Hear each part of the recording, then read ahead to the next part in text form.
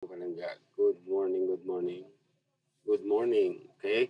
So, for today's video ay ituturo ko sa inyo kung paano i-block ang mga inappropriate words and comments no sa ating mga video upload na comment section at saka sa while naka-live tayo or while live streaming. Okay, so pupunta lang tayo sa share screen ko muna. Okay, so ayan na. Sa ating YouTube studio, mga palangga, okay, dito sa ating YouTube studio, pupunta lang tayo dito sa may settings. Okay, so pag nandito na tayo sa settings, makikita natin dito yung community. I-click natin yan.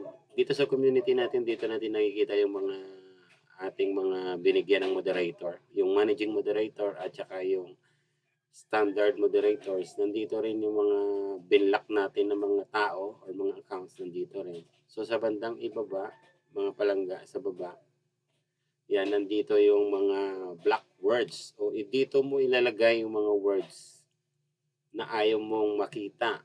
No? Ayaw mong makita sa iyong mga comment section mo o sa while naka-live stream ka. No? Dito may susulat. So, andito, nakalagay dito na all future comments containing or closely matching these words will be held for review. Live chat messages containing or closely matching these words will be blocked. Ayan. So, iba-block na kagad ng YouTube yan.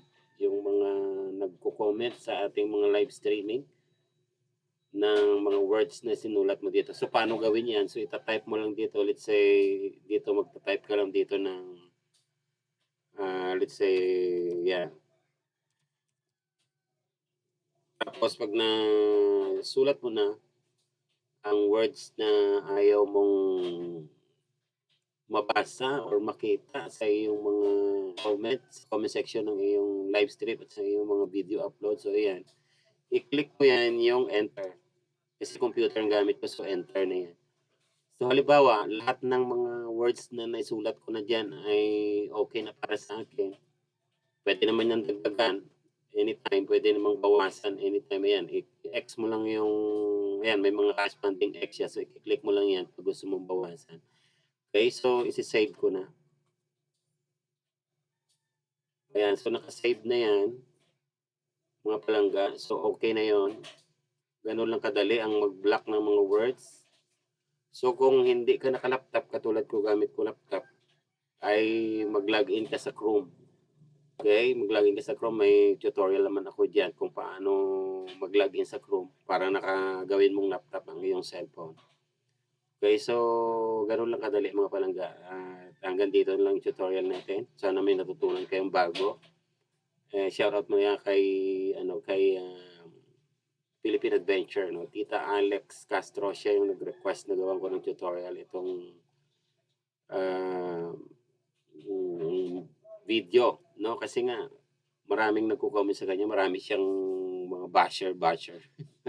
So, hindi naman lahat ng tao na nag-YouTube ay buo ang loob na harapin ang mga ganyan, no? Merong iba na medyo touchy, no? Malambot lang. So, itong video na to ay para sa inyo ito, no? Para ma-prevent natin na ma-hurt kayo, no? Na makabasa ng mga words na hindi nyo magustuhan or makakasakit sa inyong feelings. Okay, so hanggang dito na lang ating video. Ako po muli, ang inyong Daddy West. Wala nang intro ito ha, wala na ring outro. Okay, thank you so much for watching. God bless us all and bye-bye.